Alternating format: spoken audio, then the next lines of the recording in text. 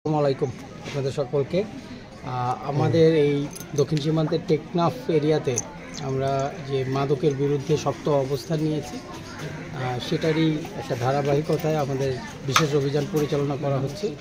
এবং সম্প্রতি আপনারা জানেন, মাদকের বিরুদ্ধে শক্ত অবস্থান নেওয়ার ফলে বর্ডার গার্ড বাংলাদেশের টেকনাফ ব্যাটালিয়ন এই নাফ নদীর অববাহিকায় অবস্থিত যে জনপদ আছে এর ভেতরে বিপুল অভিযান পরিচালনা করছে। তো গোপন সূত্রে আমাদের তথ্য ছিল এখানে এক শ্রেণীর মাদক ব্যবসায়ী জনপদের বিভিন্ন মাদক সেবনকারীদের কাছে মাদক বিক্রি ছাড়াও অস্ত্র ভাড়া দেয়া এবং এখান থেকে নাশকতামূলক কার্যকলাপের বেশ কিছু পরিকল্পনা গ্রহণ করে।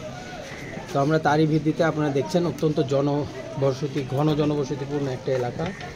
এই এলাকার জনসাধারণ সবসময় বর্ডার গার্ড বাংলাদেশের পাশে থাকে এই ধরনের অভিযানে, যার ফলে এত ভেতরে এসেও অত্যন্ত দুরূহ হলেও আমরা হাতে নাতে একজন আসামি সহ একটি অস্ত্র এবং প্রাথমিকভাবে ইয়াবা সন্দেহ হলেও সেটা পরে দেখা যাচ্ছে যে এখানে আইস রয়েছে এবং এখানে আইস এবং ইয়াবা সেবনকারী বা বিভিন্ন ধরনের মাদক গ্রহণকারীদের যে একটা নিয়মিত চলাচল আছে এবং যে ব্যক্তিকে ধরা হয়েছে সে নিজেও আজকে মাদকাসক্ত এবং নিজেও মাদক সেবন করেছে।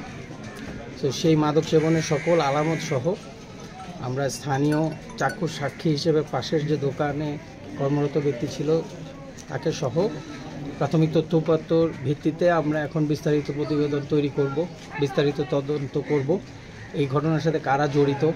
এবং আমরা যখন এখানে অভিযান পরিচালনা করি, দুইজন পালিয়ে যেতে সক্ষম হয়েছে। আমরা তাদেরকে খুঁজে বের করা সহ সম্পূর্ণ চক্রটির আদ্যপান্ত নিরীক্ষা করে আমরা এই অভিযান ইনশাল্লাহ আগামীতে এই টেকনাফে যত চক্র কার্যক্রম চালিয়ে যাচ্ছে তাদের সবাইকেই